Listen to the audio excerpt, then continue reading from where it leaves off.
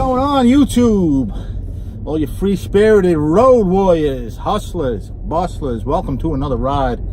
Another day, but not another dollar, folks. I took a day off today for the first time in a month. Not counting my grandfather's funeral 3 weeks ago. Actually, yeah, it was about 3 weeks ago.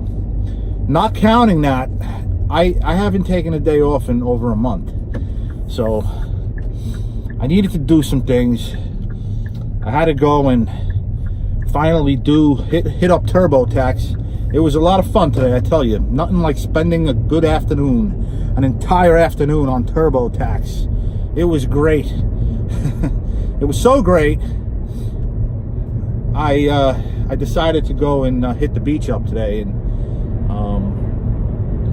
you know, just go for a nice hike and practice my photography, which those of you who have been following this channel for a while probably seen some of my videos in the past where I kind of include nice scenery and photographs as I vlog about Grubhub and Doordash. Little change up. Took a day off, but lots to talk about. That doesn't stop me from talking about the things that we do, baby. So there's a lot of negativity going on right now with Doordash and the tips thing and Grubhub and the low balls and look, man, I know negativity is necessary. It is what got us out of the caves. We would still be in the caves if it wasn't for negativity. It's dissatisfaction that causes us to seek a way to improve and make our lives much more convenient. So the problem is you need balance, and without that balance, without the gratitude, if you're just a bellyacher and you're never content, okay, then you're basically not going to be happy. You're going to be a miserable person, because dissatisfaction can lead to a better life.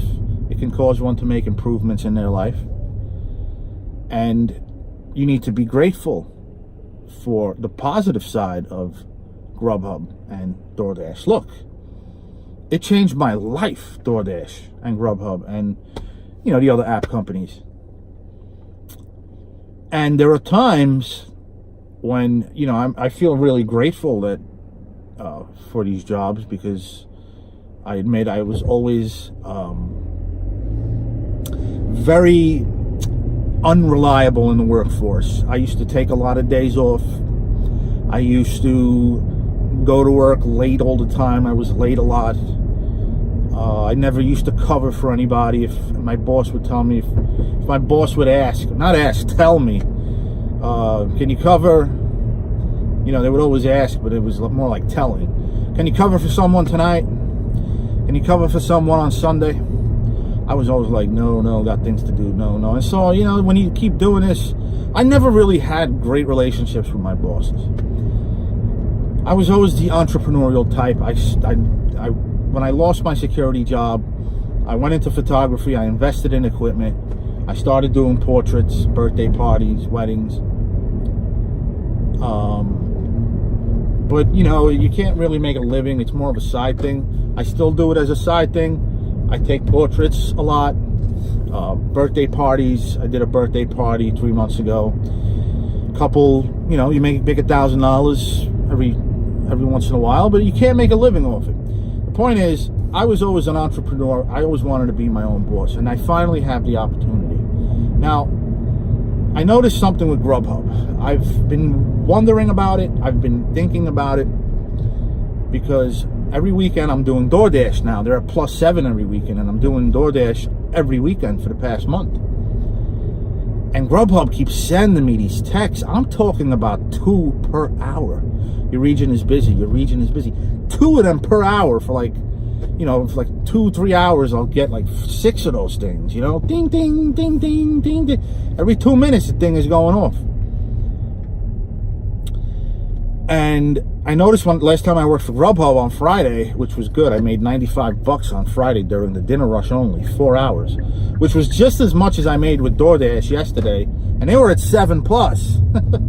So to make Grubhub money on Doordash, I need to be at like +7, or I'll never make what I make with Grubhub. At least here in my market, it's region dependent, of course. But without going off topic, I kind of felt obligated to sign on with Grubhub yesterday when they were texting me. Because the last time I worked for Grubhub, man, every order was late by like 20 minutes. A couple of restaurant workers in 2 different restaurants both said to me, they asked me, no Grubhub drivers on the road today? What's going on? And sure enough, almost all my orders for that entire dinner rush were like 15, 20 minutes late. You know, I would get the ping 10 minutes after the pickup time. And the reason why I feel compelled to log on to Grubhub and almost obligated to work for them whenever they're busy is because I don't want them hiring more drivers. Grubhub, unlike DoorDash, puts hiring freezes into effect from time to time. They cap the amount of drivers available. They track consistency. If you don't work for over 60 days with Grubhub, you get deactivated straight up. Goodbye, Jack.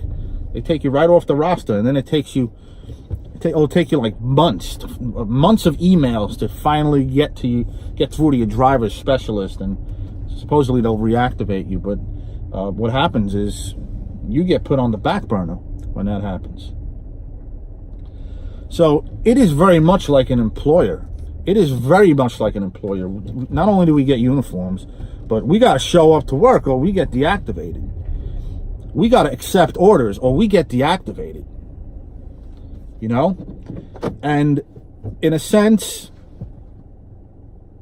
you know, you look at the flaws and then you look at the bright side.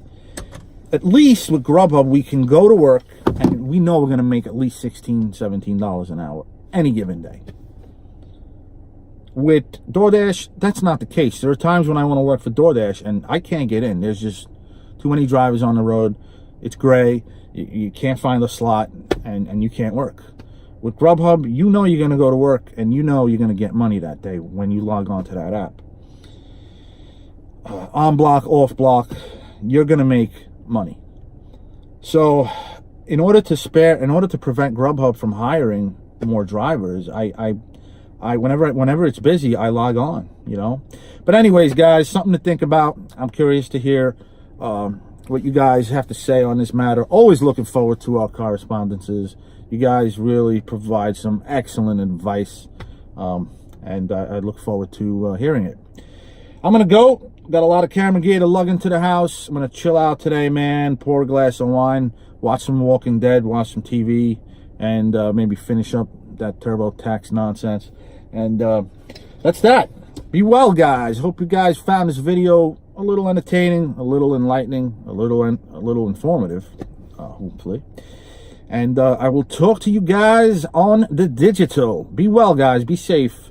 Until next time, this is Antonio signing off.